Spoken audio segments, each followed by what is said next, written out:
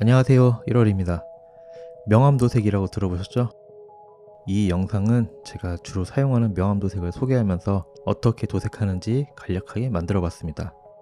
요즘은 투톤 도색과 더불어 깔끔하고 입체감 있게 한 도색 스타일이 거의 국룰이 되어 있지만 저는 처음 시작할 때부터 나름 유니크하면서도 사용감 있거나 때가 탄 듯 입체적인 표현, 반다이 건프라 장르에서 자주 표현된 명암도색에 매우 관심이 많았습니다.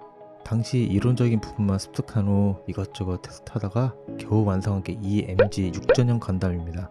처음엔 정말 뭐가 뭔지 잘 되고 있는 건지도 모르고 있다가 원사랑이라는 닉네임을 쓰시던 형님이 계셨는데 소위 말하는 맥스10 명암도색의 달인을 만난 게 행운이었죠. 아주 기초적인 방법을 터득한 후 제 나름대로 편법을 이용해 명암도색을 10년 넘게 즐기고 있습니다. 잡설이 길었네요.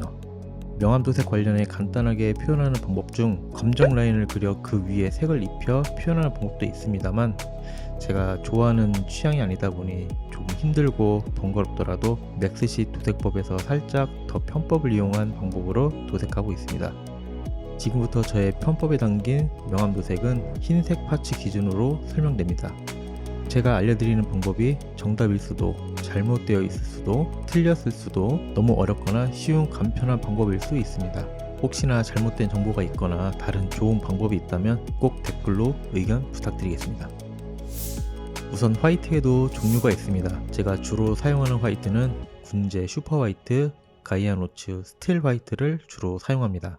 같은 화이트 도료라도 회사마다 발색과 차폐력, 입자가 모두 다릅니다. 제가 사용해본 도료 중에선 군제, 가이아노츠, 국내에선 IPP 도료가 가장 무난하면서도 입자가 작아 명암도색에 적절한 도료라 판단하고 있습니다. 그 외에 다른 도료도 몇몇 사용해봤는데 언급한 도료 회사들의 제품이 가장 마음에 들거나 그냥저냥 무난하게 사용할 수준이었습니다. 도색 과정은 도색할 부품의 블랙, 어두운 그레이를 베이스로 도색하고 화이트 도료로 1차 명암도색, 가장자리를 제외한 넓은 2차 명암도색, 그리고 최종 넓게 분사해 전체적으로 마무리가 되겠습니다.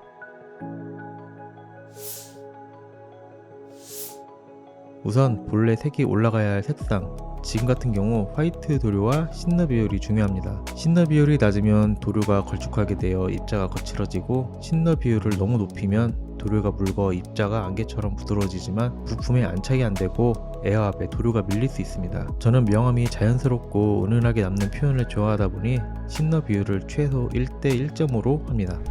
1대 1.5 비율은 어떻게 희석하냐면은 공병에 도료를 넣어주고 영상처럼 높이를 마커로 표시합니다. 눈대중으로 2배만큼 마커를 표시, 그 중간을 다시 표시합니다. 마지막 표시한 부분까지 신너를 넣어 뚜껑을 닫고 흔들어 사용하면 되겠습니다. 개인적으로 버려지는 도료가 아까워 미리 도료병에 신너를 넣어 뚜껑을 닫고 흔들어 조금이라도 더 털어줍니다.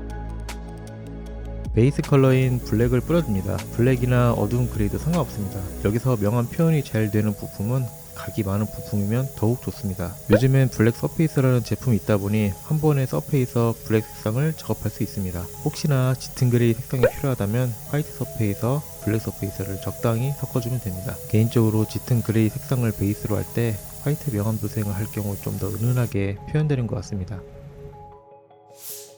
에어브러시 거리도 중요합니다. 너무 가까우면 도료가 뭉치고 너무 멀면 분사 범위가 넓어지면서 도료가 반건조되어 도색 표면이 오돌토돌 엉망이 됩니다. 테스트 부품을 이용해 본인 스스로 적당히 뭉치지 않고 원을 일정하게 크게 그릴 수 있는 정도를 파악해야 합니다. 몇 번 도색을 하신 분들이라면 적당히 촉촉하면서 색이 입혀지는 구간을 금방 파악하시리라 생각합니다.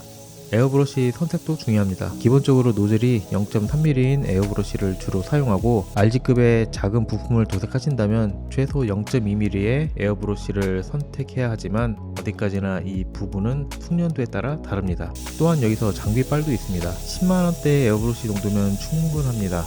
그렇다고 저가형 에어브러시라고 불가능한 건 아닙니다. 제일 중요한 건 앞서 말씀드린 숙련된 기술이 우선입니다.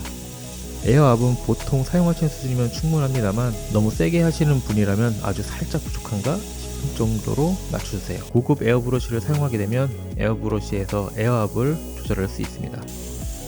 중앙으로 시작해 점점 크게 넓혀가면서 가장자리 부분을 살짝 넓게 남긴 후 1차 도색을 마무리합니다. 여기서 중요한 건 반드시 중앙을 시작해 점점 크게 넓혀가야 한다는 점입니다.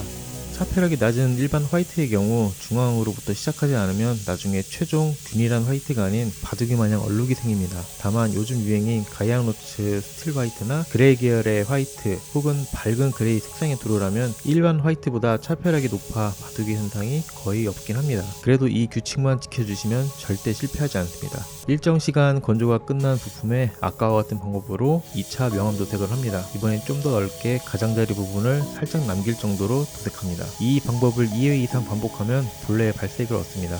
여기서 도료 입자가 안개처럼 부드럽지 않고 거칠다면 일단 중단하고 에어브러시에 신너를 극소량을 조금씩 넣어 뽀글이를 하시거나 조색 스틱으로 도료컵에서 희석합니다. 그리고 테스트 후 재도색합니다. 도료컵에 도료가 소량이면 과감히 다 버리고 미리 희석해 놓은 도료를 사용하는 것도 방법입니다.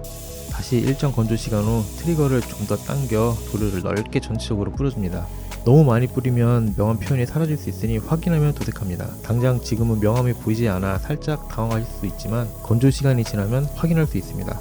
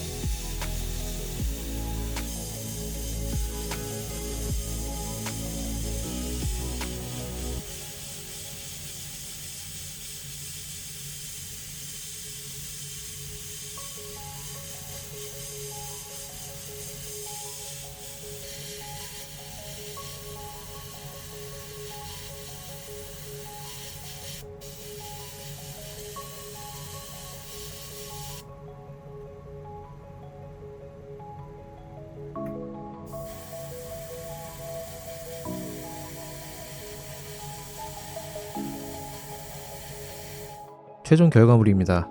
은은하면서 딱 필요한 부분만 명암이 표현되어 있습니다. 최종 무광 클리어를 올려주면 명암 효과가 더욱 두드러지기도 합니다.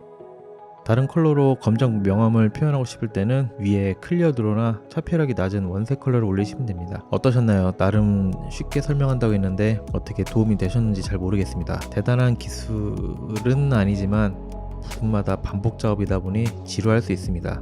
완성을 하면 취향에 따라 다르겠지만 저 개인적으로 고생한 만큼 뿌듯함을 느끼게 되지 않을까 생각합니다. 제 도색 방법이 한 분이라도 도움이 되셨길 바라며 영상 마치겠습니다. 시청해주셔서 감사합니다.